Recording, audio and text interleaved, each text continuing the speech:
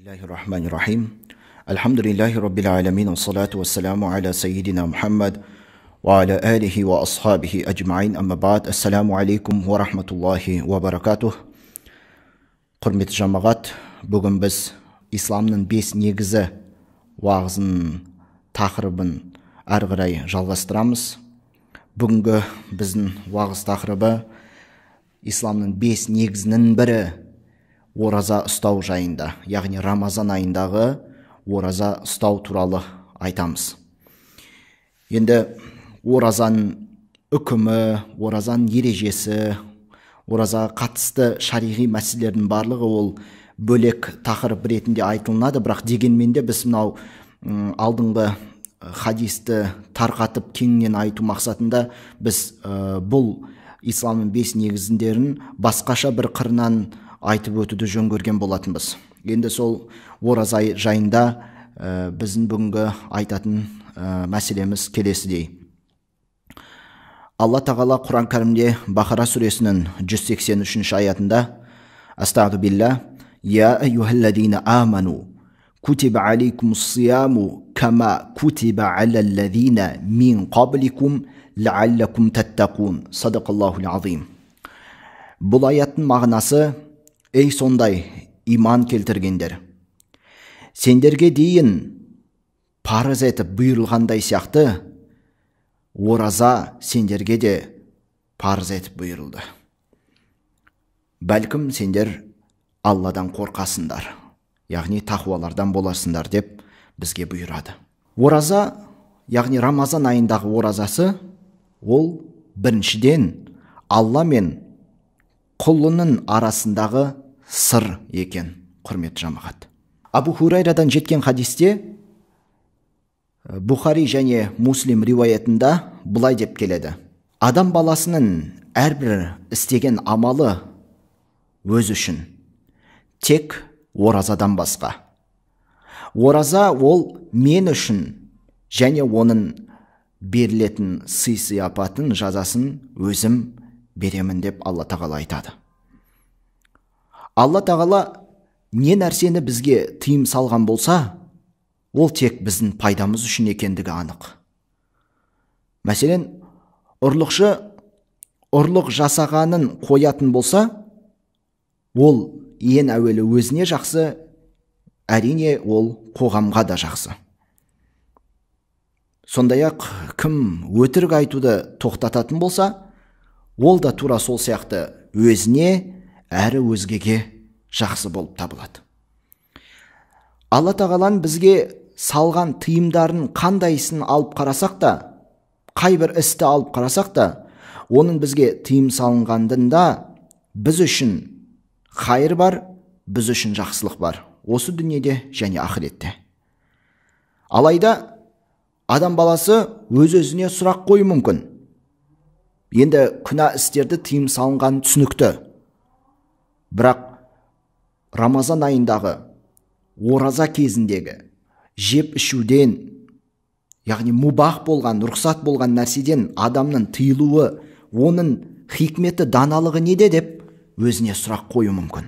Хадисте айтылғандай, бұл ғибадатты, яғни Рамазан айындағы оразаны момын мұсылман орындайтын болса, ол бір Алла тағаланың ризалығы үшін орындайтыны мәлім. Мысалы, намаз оқушыны алып қарайтын болсақ, оның намаз оқитындығын жан-жанында жүрген адамдар, кісілер біліп қояды. Оның дәрет алып жатқанынан көреді, намазға тұрып жатқандығын көреді, құблаға бет алып, мешітке барып, мешіттен қайтып бар жатқан жерінен адамдар көреді. Сөйтіп, оның намаз оқитындығын айналасындағы кісілер танып біліп қояды.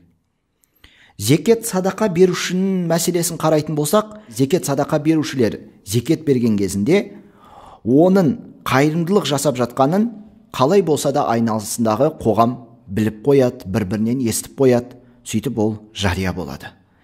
Пәленше деген кісі пәленшеге зекетін садақасын беріпті дегендей. Сондай-ақ, құрметті бауырлар, қажылыққа баруды қарастыратын болсақ, қажылыққа барып қайтқан кісін оның да қажы екендігін адамдар біліп қояды. Ол самолетқа билет алады, өзін қажылыққа дайындайды.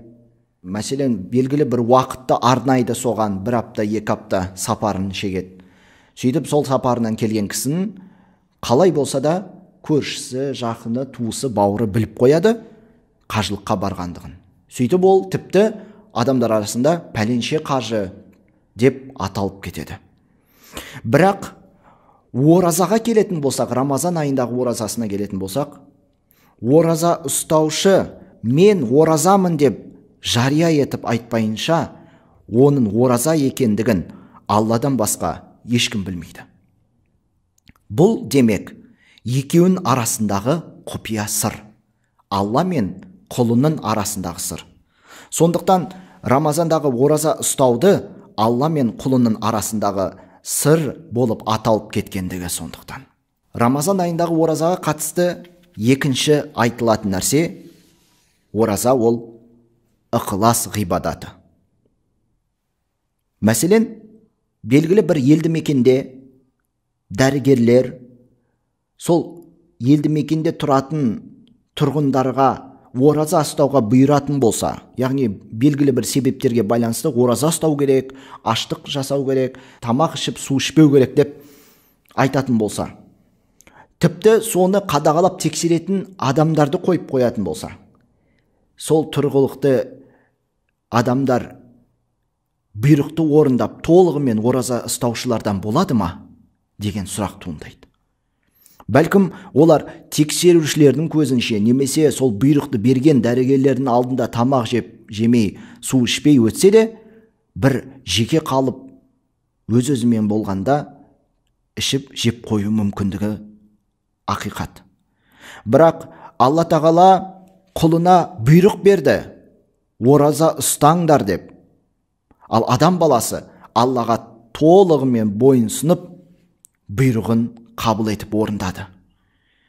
Көпшіліктің алдында болсын, жеке өзі қалғанда болсын, ол не істейді? Оразасын ұстайды. Мүмкін ол қателікпен, білместікпен, немесе әдейі болсын, жасырын бір оразасын ұстап, ашып, тамақ жеп қояр, бірақ Алланы ол алдай алмайды. Алла тағала оны біліп қояды. Сондықтан шынымен де ораза ұстайтын момын мұсылманның ғибадаты ол ықыласты ғибадат болып саналады. Ол шынайы ықыласымен, жан-тәнімен беріліп, Алла үшін жеп ішуден тыйылады, жаман сөз айтудан тыйылады, күнә істерді істеуден тыйылады, көзімен жаман нәрсені көруден тыйылады. Міне осының барлығы ықыласпен орындағандығы үшін ораза, Рамазан айындағы ораза, ықыласты ғибадат деп аталады. Құрметті бауырлар, Рамазан оразасын тағы бір қадір қасиеті, ол адамның қалауын тәрбиелейді. Адам күнделікті тіршілігінде қалағанынша ішіп жейді, тілімен де қалағанынша сөйлейді, құлағымен қалағанынша естиді, көзімен қалаған нәрсесін көреді. Бірақ дәл осы нәрсе Рамазан айында басқаша болады. Ол күнделікті мүмкін әдетке айналып кеткен, немесе кейде істейтін бір істерінен толығымен бас тартады. Ол көзімен барынша арам нәрселерге қарамауға тырысады. Ол айтқан сөзімен, тілімен барынша жақсы сөз сөйлеуге әрекет етеді. Ол ішіп жеуден тыйылып, күнә істердің атаулысын барлығынан абай болуға өзін әрекет етеді, өз-өзін. Не бұйрық беріп әрекет етеді. Демек, бұны толық айта аламыз. Осы арқылы бір ай бойы осылай істеген момын мұсылман өзін қалауын әбден тәрбиелейтін туралы біз ұғынамыз. Абу Хурайрадан жеткен хадисте Ан-Насаи және Ибн Мажа риуаятында келеді: «Кам мин саимин лайса лаху мин сиямихи иллал жуъу вал аташу». Яғни қаншама сондай бір ораза ұстаушылардан бар, бірақ оларда тек қана аш жүрумен шөлдеу ғана деп келеді хадисте. Яғни бұл дегеніміз кейбір ораза ұстаушылар болуы мүмкін. Ол аузын берік, жемейді, ішпейді, бірақ оның барғаны арам жер, аяқпен басқан қадамы арам, оның айтқан сөздері жаман сөздер, өтірік сөздер, ғайбат сөздер, оның көзімен көрген нәрсесі харам етілген нәрселер. Рамазандағы ораза расында, ақиқатында ораза момын мұсылмандарды өз қалауларын керек кезде тежеп отыруларына, толық иелік етулеріне тәрбиелейді. Өтірік айту, ғайбат сөз айту, сөз тасу, жалған ант ішу, осының барлығы әлбетте оразаны бұзады. Оразаның негізгі идеясы жаман атаулысын барлығынан адамды тазарту. Демек, момын мұсылман қаншалықты өзін жаман нәрседен тосатын болса, ғайбат айтудан, сөз тасудан, жалған ант ішуден, жаман сөздер айтудан, жаман нәрсеге қараудан қаншалықты өзін тосып тыятын болса, соншалықты өзін қалауын тәрбиелейтіні сөзсіз. Осы айды пайдалана отырып, ораза ұстау арқылы бір адам күнә істерін тәрк етіп, сауапты амалдарға бет бұруы мүмкін. Ал тағы бір адам ораза ұстау деңгейінен тақуалық деңгейіне өтуі мүмкін. Яғни басқаша айтатын болсақ бұл нәрсені, күнә істеуші тәубе етіп түзелетін болса, ал тәубе еткен адам, момын мұсылман адам, ықыласпен ғибадатын орындауға бет бұрады екен. Алла елшісі саллаллаху алейхи вассалам бірде мешітте мінберге көтерілген сәтте 3 рет әмин сөзін айтады. Сонда сахабалар уағыз құтпа біткен соң пайғамбарымыз саллаллаху алейхи вассаламнан себебін сұрайды. Не үшін 3 рет әмин сөзін айтқандығы туралы? Сол 3 әминнің біреуі пайғамбарымыз саллаллаху алейхи вассалам айтқандай, Рамазан айын өткізіп күнәсі кешірілмеген адамға сондай өкініш дейді. Рағима анфу деп келеді арабша. Яғни ораза айы келіп тұр, бірақ осы ораза айды пайдаланып, дүзеліп, нәпсісін тежеп, қалауын тәрбиелеп, барынша жақсы жолға, дұрыс жолға өзгерудің орнына адам баласы тек аштықпен, тек су ішпеумен өткізген ораза болып қалуы мүмкін. Сондықтан осындай оразадан Алла тағала баршамызды сақтасын деп тілейміз. Сондай-ақ жаңа айтқанымыздай, ораза ұстаудың Рамазандағы қадір қасиетінің бірі ол толығымен Аллаға бойынсұнушылықты танытуды білдіреді. Алла тағала бұйырды, ораза ұстандар, сендерге дейін қалай бұйырылған болса, сендерге де ораза ұстау бұйырылды деп Алла айтты, момын мұсылмандар соны қабыл етті. Демек, бұл мойынсыну арқылы Алланың әмірін қабылдап,